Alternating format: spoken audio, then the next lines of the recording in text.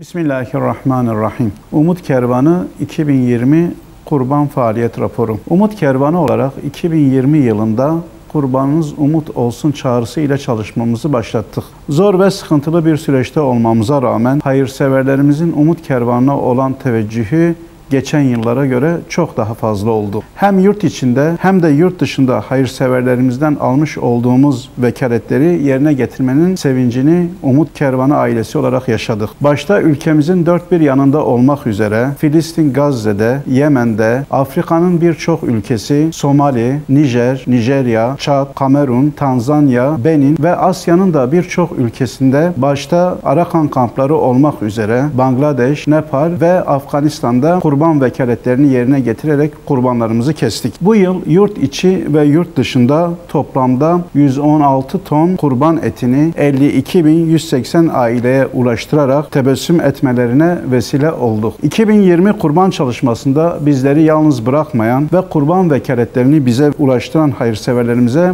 teşekkür ederiz. Rabbimiz kesmiş oldukları kurbanlarını katında kabul etsin ve kendilerine kat kat sevabını versin. Bedenlerine sıhhat, ailelerine huzur ve mutluluk versin. Bununla beraber kesilen kurbanların kesim aşamasından itibaren etlerin dinlendirilip paketlenerek yetim ve muhtaç ailelere ulaştırılması konusunda gece gündüz demeden gayret sarf eden üye ve gönüllülerimize de çok teşekkür ederiz. Rabbim onların da mükafatını versin ve cennetinde onlara yüksek makamlar ihsan eylesin. Şunu da belirtelim ki hayırseverlerimizden gelen kurbanlar yetim, muhtaç ve medrese talebeleri için umut oldu. Hayırseverlerimiz adına evlerine kurban eti götürdüğümüz ihtiyaç sahiplerinden kendileri için bol bol dua aldık. Bu dualarını kendilerine iletiyoruz. Rabbim kesilen tüm kurbanları kendi indinde kabul etsin.